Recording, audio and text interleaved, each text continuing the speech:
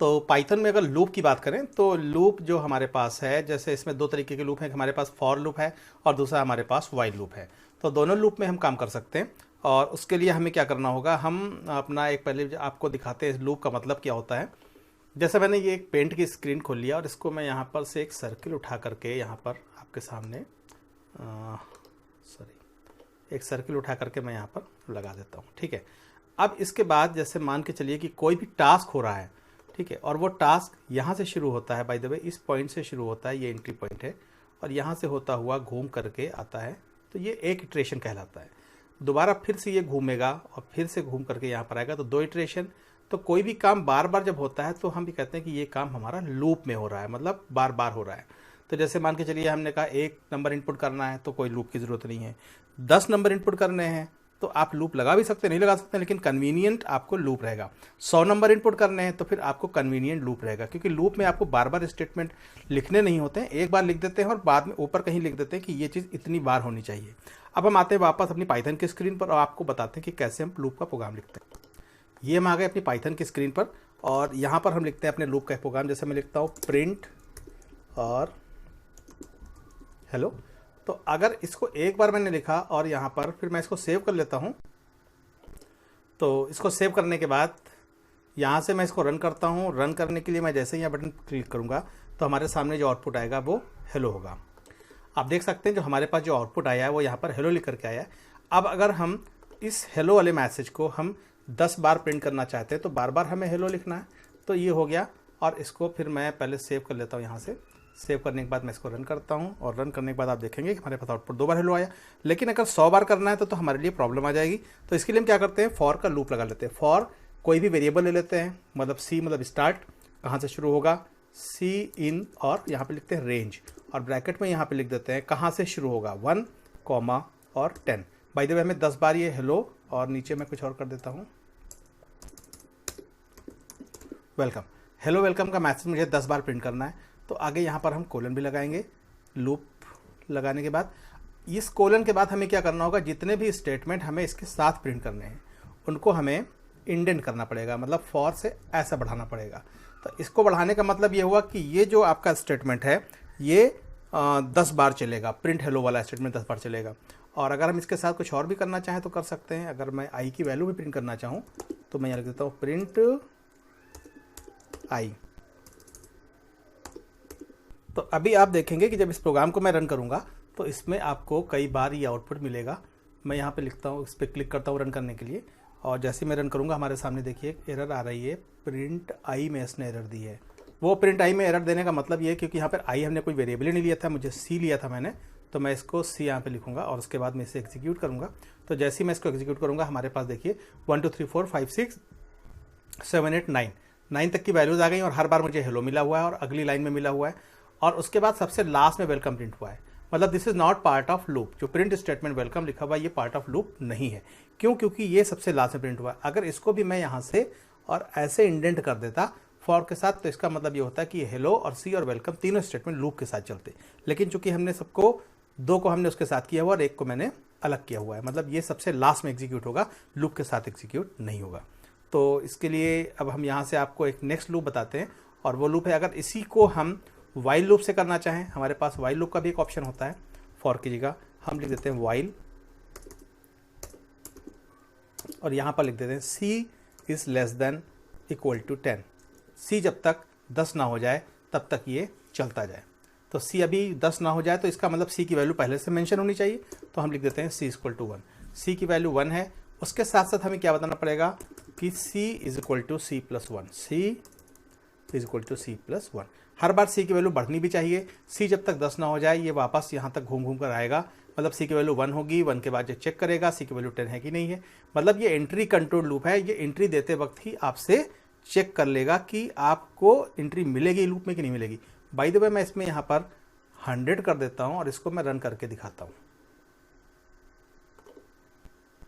देखिए कुछ भी नहीं आया, केवल वेलकम मैसेज साइड में आपको दिख रहा होगा, ओनली वेलकम। लेकिन अभी मैं इसको 1 कर देता हूँ तो देखिए 10 बार ये चीज़ रिपीट होने वाली है।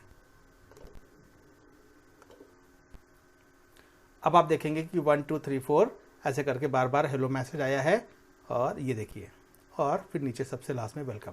इसका मतलब ये हुआ कि वाइल लूप भी हमारे पास काम करता है और फॉर लूप भी काम करता है। लेकिन वाइल लूप में हमें क्या करना होता है, हमें ऊपर एक काउंटर का स्टार्टअप देना होता है, उसके बाद हमें कंडीशन देनी होती है कि ये यहाँ से यहाँ तक जब तक 10 ना हो जाए तब तक चलता रहेगा और हर बार हेलो करेगा, फिर एक वैल्यू प्रिंट करेगा, फिर सी को इंक्रीज करेगा, सी इक्वल टू सी प्लस 1, और फिर वापस सी लेस देन इक्वल टू 10 पे जाएगा। मतलब बार बार ये घूम घूम कर यहाँ पर जाता रहेगा कि जब तक कि ये 10 ना हो जाए। जब ये 10 हो जाएगा तब भी एक बार ये अंदर आएगा, प्रिंट करेगा और लास्ट में सी की वैल्यू को 11 कर देगा। अच्छा, हमें टेस्ट करना है कि सी की वैल्यू सबसे लास्ट में क्या होगी जब लूप खत्म होगा।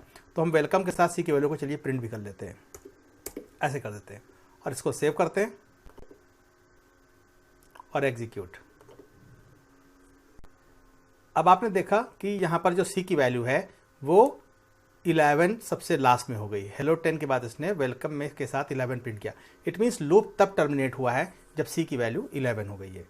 तो ये सबसे इंपॉर्टेंट समझना यहाँ पे ज़रूरी होता है कि सबसे लोग समझते हैं जब इसकी वैल्यू 10 हो जाएगी तो ये रुक जाएगा। एक्चुअली 10 जब होगी तब भी ये अंदर रहेगा। क्यों? क्योंकि सी की value less than equal to 10 तक इसे चलना है, प्रिंट हेलो करना है और प्रिंट सी भी करना है, और उसके बाद सी की वैल्यू एक बढ़ा देना है। जैसे ही 11 होगा ये ऊपर मूव करेगा और यहाँ आके चेक करेगा C less than equal to 10 है, नहीं सी तो 11 हो चुका है, then it will come down और प्रिंट वेलकम कॉमा सी, मतलब एक वैल्यू नीचे आकर के प्रिंट कर देगा। लेकिन अगर सेम प्रोग्राम हमें चलाना है और वैल्यूज़ मैं ये चाहता हूँ कि उल्टी चलें, तो जैसे मैं एक प्रोग्राम बना के दिखा देता हूँ, इसको मैं हटा करके और इसी में एक सेकेंड प्रोग्राम में चला के दिखा देता हूँ। मैंने कहा अगर फॉर का लूप मुझे चलाना है लेकिन उल्टे नंबर्स प्रिंट करने हैं, तो फॉर आई इन रेंज 10, 1 और -1। तो ये जो -1 है ये क्या करता है एक्चुअली, -1 जो है वो ये क्या करेगा, यहाँ पर हम कोलन लगा देते हैं। एक्चुअली ये स्टार्टअप है, 10 से शुरू होगा, ये क्या है 1 तक जाएगा, मतलब जो भी नंबर यहाँ देते हैं उससे कम तक जाता है वैसे। तो हम यहाँ पे अगर 0 दे देंगे तब ये 1 तक जाएगा। और यहाँ पे -1 जो है वो स्टेप वैल्यू है, मतलब कितने का गैप होना चाहिए। तो सबसे पहले तो मैं यहाँ पे -2 कर देता हूँ, ठीक है। तो 2 के गैप करेगा। तो अभी मैं इसको सेव करके एक बार रन करके आपको दिखाता हूँ। मैं F5 से इसको रन करता हूँ, then you will see the result of this program. अभी तो कुछ आया नहीं क्योंकि इसमें मैंने कोई स्टेटमेंट नहीं लिखा है। अगर मैं लिख दूंगा प्रिंट और साथ में आई और इसके बाद इसे मैं एग्जीक्यूट करता हूँ, तो आप देखेंगे कि जो भी रिजल्ट आ रहे हैं 10 8 4 6 10 8 6 एंड 4 at 2। क्यों? क्योंकि 10 से स्टार्ट हुआ और इससे 0 तक जाना है और 0 से कम तक मतलब 1 तक जाना है और हर बार 2 का गैप लेना है। तो आप देख सकते हैं। लेकिन अगर आपको हमें नंबर प्रिंट करने थे उल्टे ऑर्डर में तो हम यहाँ पे -1 कर देंगे, तो तब भी हमें रिजल्ट मिल जाएगा। अभी हम देखते हैं तो हमारे पास 10 9 8 7 6 5 4 3 2 1 इस तरीके का रिजल्ट मिल चुका है। तो अब आप देखेंगे यहाँ पर कि जो भी नंबर हैं उल्टे ऑर्डर में प्रिंट हो गए हैं। तो रेंज को हम ऐसे भी डिफाइन कर सकते हैं, उल्टी रेंज दे सकते हैं और सीधी रेंज भी दे सकते हैं। सीधी रेंज देंगे तो शुरुआत से अगर यहाँ पे स्टार्टिंग वैल्यू छोटी देंगे, उधर राइट साइड पे जैसे हमने यहाँ पे दे दिया 5, यहाँ पर दे दिया 10, तो स्टेप वैल्यू हमारी 1 रहेगी। इवन इसको भी हम 2 कर सकते हैं, इसको मैंने 2 कर दिया। चलिए तो ऐसे भी करके देख सकते हैं। तो जैसे मैं इसको चलता हूँ तो ये देखिए 5 7 9 इसने 3 वैल्यूज़ दी, क्योंकि 10 से ऊपर इसे जाना नहीं, 10 से कम तक ही रहना था इसको। तो इस तरीके से अपने लूप के प्रोग्राम को हम एग्जीक्यूट कर सकते हैं। और भी लूप के बहुत सारे एग्जांपल्स हो सकते हैं। जैसे हम ये कहें कि आपको एक नंबर इनपुट करना है और उसकी टेबल जनरेट करनी है, तो उसके लिए भी हम यहाँ से इस कोड को थोड़ा सा मिटा देते हैं। चलिए इसको हटा देते हैं। तो सपोज मुझे एक नंबर इनपुट करना है, मैंने कहा n मैं यहाँ पे लिखता हूँ n int input inter number और इसको बंद कर देता हूँ मैं। अब यहाँ पर मुझे 2 की टेबल जनरेट करनी है, या जो भी नंबर हम इनपुट करें उसकी टेबल जनरेट करनी। मैं लिखता हूँ फॉर आई इन रेंज 1, 11 और इसके बाद मैं यहाँ पर एक कोलन लगा देता हूँ। अब मुझे क्या करना है, प्रिंट जो भी मैं n की वैल्यू इनपुट करूँ और i के साथ वो मल्टीप्लाई होकर के प्रिंट हो जाए। तो i के साथ मल्टीप्लाई होकर के कैसे प्रिंट होगा, तो इसके लिए हम क्या करेंगे, पहले इसको सेव कर लेते हैं अपने प्रोग्राम को और सेविंग के बाद हम इसको रन करते हैं। Then when we will run this program, computer हमसे एक वैल्यू पूछेगा, लेकिन वैल्यू पूछने के बजाय इसने एक हमें एरर दे दी है। और एरर और कुछ नहीं है, एरर वो मेरी वजह से आई है। चलिए इसको हटाता था। तो अभी इसको मैं एग्जीक्यूट करता हूँ। तो अभी कंप्यूटर हमसे एक वैल्यू पूछेगा और अभी भी इसने एरर दी है। तो इसको एक बार और रन करके दिखाते हैं, क्योंकि एक बार जो आउटपुट आया वो थोड़ा क्लियर नहीं हुआ। इसको फिर से चलाते हैं और जैसे ही मैं इसको रन करता हूँ तो कंप्यूटर हमसे नीचे एक नंबर पूछता है, इंटर नंबर, और इस नंबर में मैं अगर यहाँ पे 6 दे देता हूँ तो आउटपुट हमें 6 की टेबल मिल जाती है। मीन्स हमने जो भी नंबर इनपुट किया था उस नंबर को इसने आई की वैल्यू के साथ हर बार मल्टीप्लाई किया, तो आई की वैल्यू 1 से 10 तक चल रही थी, तो अगर इनकी वैल्यू मैंने 6 लिया और 6 इंटू 1, 6 इंटू 2, 6 इंटू 3, इस तरीके से करता हुआ इसने पूरे के पूरे नंबर्स की टेबल हमें जनरेट करके दे दिया।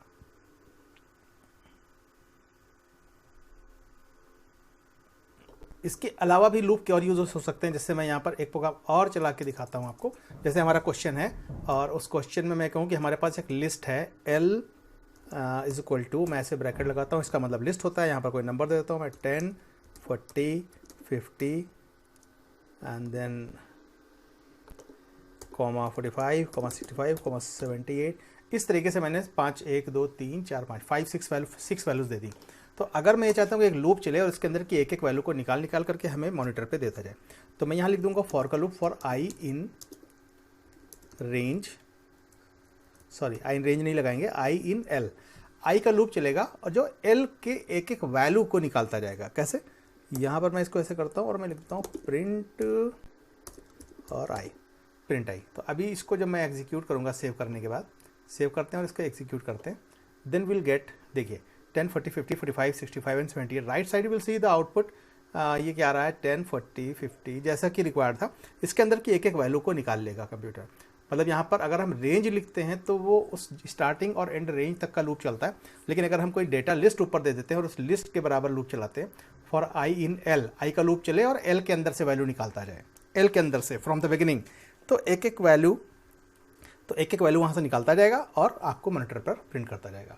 फ्रेंड्स, कई बार हमें अपने लूप को जब हम चलाते हैं तो कई बार हमारे लूप इन्फिनाइट हो जाते हैं, या हम ऐसा लूप बनाते हैं जो कि ऑलरेडी इन्फिनाइट हो।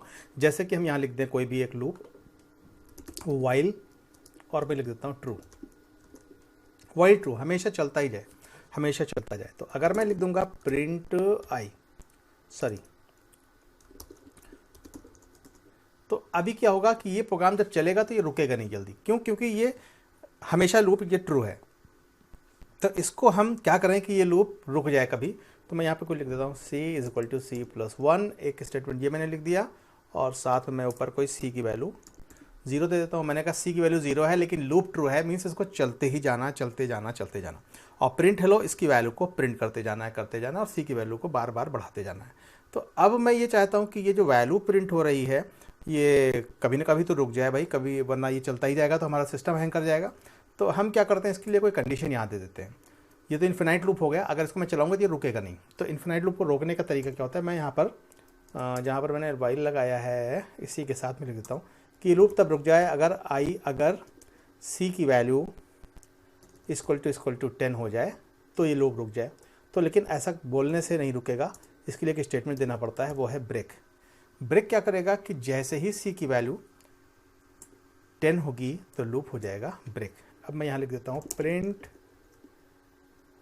I am out of loop, तो ऐसे मैं लिख देता हूँ और इसके बाद मैं इसको सेव करता हूँ। सेविंग के बाद इसको रन करके दिखाते हैं और 10 बार के बाद ये अपने आप रुक जाएगा। जैसे मैं देता हूँ यहाँ पे, ये देखिए 1, 2, 3, 4, 5, 6, 7, 8, 9, 10। अब आप कहेंगे सी की वैल्यू तो कहीं प्रिंट नहीं हो रही है, तो सी को मैंने प्रिंट नहीं किया तो प्रिंट नहीं हो रहा है। अगर मैं यहीं पर कॉमा करके सी दूंगा तो हमें वो रिजल्ट मिलेगा जो रिक्वायर्ड है। मैंने इसको दिया, अब आप देख सकते हैं हेलो के साथ 0 आया, 1 आया, 2। जैसे ही ये 10 होगा, 10 के बाद इसको ब्रेक हो जाना है और एक नीचे वाला मैसेज आएगा I am out of loop, तो प्रोग्राम यहाँ से हमारा फिनिश हो जाएगा। और ऐसा नहीं है कि केवल हम वाइल लूप लगाएं तभी इसको हम इन्फिनाइट कर सकते हैं भाई। अगर हम यहाँ पर कुछ फॉर का लूप लगाते हैं, फॉर आई इन रेंज, है ना, और कुछ मैं कर देता हूँ 1, 100,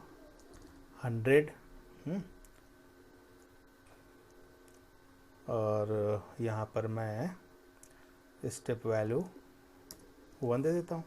तो अगर मैं ये चाहता हूँ कि ये जो लूप चला 1 से लेकर 100 तक और इसको भी मैं 10 पे रोकना चाहूँ, ये सी लगा देता हूँ यहाँ पर, आई की जगह, नहीं तो एरर आएगी, सी, ठीक है। और सी का लूप चल रहा है, ऊपर वाले सी को हटा देता हूँ मैं।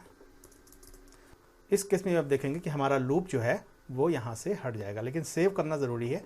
इसको पहले हम सेव करते हैं और रन करते हैं। रन करते ही आप देखेंगे हमारे सामने एक इनवैलिड एरर आ गया। इसको मुझे करेक्ट करना है, यहाँ पर मुझे कोलन भी देना था, ये गलती हो गई थी। इसको रन करते हैं, देन विल सी जो आउटपुट रिक्वायर्ड था फॉर लूप से भी वही आ गया जो वाइल लूप से आना था। तो इस तरीके से आप अपने लूप को एग्जीक्यूट कर सकते हैं। लूप के अंदर इफ़ एग्जीक्यूट हो सकता है, लूप के अंदर लूप हो सकता है। एक पैटर्न आपको बनाकर दिखाते हैं बहुत अच्छा सा। अब इसी में आपको अगर देखना है कि एक पैटर्न प्रिंट करना है जिसमें पहले 0 आएगा, फिर आएगा 2 2, फिर 4 4 4 और फिर 6 6 6 6, फिर 8 8 8 8 8। इस तरीके का अगर हमें पैटर्न प्रिंट करना है तो हम कैसे करेंगे इसके लिए? तो सबसे पहले इस पैटर्न को मिटा देते हैं और इसके बाद हम अपना प्रोग्राम बनाते हैं फॉर आई इन रेंज, और यहाँ पर रेंज डिफाइन कर देते हैं हम। हमारी टोटल रोज कितनी हैं? 1, 5, क्योंकि हमारे पास टोटल रोज हैं 4। और इसके बाद यहाँ से हमें कोलन लगाते हैं, दूसरा लूप लिखते हैं फॉर जे इन रेंज,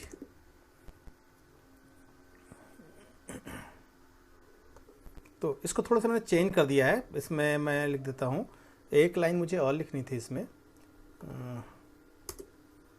ये तो मुझे थोड़ा सा इंडेंट हो गया मेरा प्रोग्राम। हाँ, तो चलिए इसको थोड़ा सा इंडेंट करते हैं। हाँ, तो यहाँ पर एक वेरिएबल मैं ले लेता हूँ, यहाँ पे काउंटर टाइप का, काउंट इक्वल टू मैं 0 ले लेता हूँ। और for I equal to for I in range 1,5, 1 से लेकर के 4 तक ये लूप चलेगा, जो कि एक ज़्यादा ही दिया जाता है। और दूसरा लूप है हमारा for J in range 1,i+1, 1 से i+1, आई की वैल्यू अगर 1 होगी तो ये 2, इसका मतलब यहाँ पे लिखा हुआ, i+1 का मतलब यहाँ पे 2 लिखा हुआ है। तो एक तरीके से हम कह सकते हैं कि जब हम i की वैल्यू को यहाँ पे 1 ले रहे हैं तो j की वैल्यू 1 से लेकर के 2 तक चलेगी। लेकिन कभी जो भी हम लास्ट रेंज देते हैं वहाँ तक कभी लूप चलता नहीं, लूप उससे एक स्टेप कम चलता है। तो इसका मतलब 1 से 1 तक ही एक बार ये चलेगा। और यहाँ पर हम प्रिंट कर देते हैं c, और इसके बाद c को हम यहाँ पर c = c+2 कर देते हैं। लेकिन इस c = c+2 को मैं यहाँ पर शिफ्ट कर देता हूँ इस साइड पे, ठीक है, क्योंकि जब ये लूप इनसाइड वाला चल रहा होगा तो उस वक्त बार बार इसकी वैल्यू को चेंज नहीं होना है। तो अभी मैं इसको चला के एक बार देख लेता हूँ। तो हमारा आउटपुट जैसा आना था वैसा नहीं आ रहा है। क्यों? क्योंकि कुछ और चेंजेस भी करने थे, वो भी चेंजेस नहीं हो पाए हैं। जब भी हम प्रिंट स्टेटमेंट यूज़ करते हैं तो प्रिंट में जैसे प्रिंट सी लिखा मैंने, तो सी के बाद मुझे ये भी लिखना पड़ेगा एंड इक्वल टू स्पेस, मतलब एंड नहीं होना चाहिए। एंड हो जाएगा तो हमारा मतलब जो सारे नंबर हैं वो अलग अलग सेपरेट लाइन में आते जाएंगे। तो अब अगर मैं इसको यहाँ पर एग्जीक्यूट करता हूँ, एक प्रिंट और मुझे लगाना पड़ेगा, वो मैं आपको बता दूंगा क्यों लगाएंगे। एक प्रिंट मैं यहाँ पर प्लेन लगा देता हूँ, ब्लैंक, ठीक है। और अभी मैं इसको एग्जीक्यूट करता हूँ तो अब आप देखेंगे कि जो रिक्वायर्ड था वो आउटपुट हमारा आ चुका है। अगर 8 तक नहीं जा रहा है तो इसको आप एक बार अभी थोड़ा सा ठीक कर सकते हैं, तो आपका आउटपुट 8 तक भी जाएगा। तो अपने आउटपुट को नीचे, अपना आउटपुट जो है वो 8 8 भी लाना है वहाँ पर, तो इसको हमें 6 करना पड़ेगा, क्योंकि रोज़ मेरे पास 5 ना हो करके 6 थी। तो अभी फिर एक बार हमें वो आउटपुट मिल जाएगा जो रिक्वायर्ड था। मतलब हमने 1 6, अगर मैं इसको 7 कर दूंगा तो फिर कि देखिए ये आगे भी जाएगा। मैं इसको 7 कर देता हूँ तो और आगे चला जाएगा। ये सेव करता हूँ और सेव करने के बाद मैं इसे रन करता हूँ। देन यू विल सी, ये देखिए 0 आया, फिर 2 बार आया, फिर 3 बार 4 आया, फिर 4 बार 6 आया, फिर 5 बार 8 आया, फिर 6 बार 10 आया। तो इस तरीके से अपने प्रोग्राम को हम एग्जीक्यूट कर सकते हैं। लेकिन ये आउटपुट आ कैसे रहा है इसको समझना बहुत ज़रूरी है। जैसे आप देखेंगे फॉर आई इन रेंज 1,7 लिखा हुआ है, for J in range 1,i+1 लिखा हुआ है। तो ऊपर का जो लूप है वो अंदर वाले लूप को फोर्स करता है बार बार एग्जीक्यूट होने के लिए। This is called nested loop. Nested loop से ही सारे पैटर्न बनते हैं, ज़्यादातर पैटर्न हमारे नेस्टेड लूप से ही बनते हैं। और प्रिंट सी एंड का मतलब ये हुआ कि जब भी सी की वैल्यू प्रिंट हो तो जितनी बार भी सी की वैल्यू प्रिंट हो रही तो अगली लाइन में कर्सर नहीं जाना चाहिए, सेम लाइन में रहना चाहिए। लेकिन जब एक बार ये अंदर का लूप खत्म हो जाए तो फिर उसके बाद आप प्रिंट स्टेटमेंट लगा करके नई लाइन जनरेट कर सकते हैं। अब इसी का दूसरा प्रोग्राम हो सकता है कि इससे आपको कुछ नंबर्स प्रिंट करने हो, ऑड नंबर्स। जैसे क्वेश्चन हमारा होगा, मैंने प्रोग्राम ऑलरेडी लिख रखा है, मैं यहाँ पे पेस्ट कर देता हूँ। Print first 10 odd numbers, print first 10 odd numbers in reverse. तो जहाँ पे हैश लगा होता है वहाँ पे आपको पता है वो लाइन एग्जीक्यूट नहीं होती है। तो अब अगर इस प्रोग्राम को हम एग्जीक्यूट करते हैं फर्स्ट 10 ऑड नंबर्स, तो आप देखेंगे यहाँ पर रन करने पर क्या आउटपुट आता है। जैसे हम यहाँ पर दे देते हैं वैल्यू, इंटर द वैल्यू उसने पूछी, मैंने दे दिया यहाँ पे 10 और इंटर किया। तो अब ये फर्स्ट n ऑड नंबर्स मतलब हमने 10 दिया था तो 10 ऑड नंबर्स दिखाएगा। तो 10 ऑड नंबर्स कैसे देगा, 19, 17, 15, 13, 11, 9, 7, 5, 3, 1, इस तरह से इसने आउटपुट दिया। तो ऐसा मैंने कैसे किया, अगर मैंने 10 इनपुट किया था इनकी वैल्यू, तो मैंने यहाँ पे क्या किया, last equal to last value क्या होनी चाहिए, लास्ट वैल्यू मैंने कर दिया 10 और इंटू 2 क्या बन गया ये 20, और 20 में से एक मैंने सबट्रैक्ट कर लिया, क्या बच गया ये 19। तो मुझे लास्ट वैल्यू पता चल गई कि सबसे लास्ट वैल्यू क्या प्रिंट होनी चाहिए। उसके बाद यहाँ मैंने लूप लगा दिया for I in range last, मतलब 19 से शुरू करे और कहाँ तक जाए 1 तक, तो उससे भी कम वैल्यू हमने यहाँ पे 0 दे दिया, 1 तक जाएगा। और हर बार क्या होगा -2 पीछे की तरफ जाता जाए, मतलब एक बार 19 से सीधा 17 से सीधा 15, और इस तरह से एक एक करके वैल्यू मतलब 2-2 स्टेप हमें पीछे जाता चला जाए। तो इस तरह से हमें सारी आउट वैल्यूज़ मिल जाएंगी और हमारा आउटपुट मॉनिटर पर आ जाएगा। और फ्रेंड्स ये हमारा है नया प्रोग्राम, इसके अंदर हम क्या करेंगे कि 1 से लेकर के 40 तक, यानी 1 से 41 के बीच में जितने भी नंबर आते हैं जिसमें 3 का गैप होना चाहिए, मीन्स 1 के बाद सीधे 4 के बाद सीधे 7, और इस तरीके से एक एक करके रिजल्ट आता जाएगा। तो इसके लिए हमने क्या किया, फॉर आई इन रेंज 1, 41, 3, मतलब यहाँ पे मैं क्वेश्चन लिख देता हूँ कि मुझे रिक्वायर्ड क्या था, यहाँ पे हैश लगाता हूँ 1, 4, 7, 10, 13, कुछ इस तरीके से वैल्यूज मुझे मिलनी चाहिए थी। तो पहले तो मैं इसको सेव कर लेता हूँ, और सेव करने के बाद इसको रन करके एग्जीक्यूट करके दिखाता हूँ आपको। तो जब भी मैं इसे एग्जीक्यूट करूँगा जाएगा 1, 4, 7, 10, 13, 16, 19, 40 तक जाएगा, उसके आगे नहीं मूव करेगा। क्यों? क्योंकि उसके आगे स्टॉप हो जाना है, क्योंकि 41 लास्ट रेंज। दोस्तों अगर वीडियो पसंद आया हो तो लाइक करें, और अगर पहली बार इस चैनल पर आए हैं तो नीचे लाल बटन दबा करके चैनल को सब्सक्राइब करें, ताकि आपको हमारे लेटेस्ट वीडियोस मिल सकें सबसे पहले, और ये बिल्कुल फ्री है।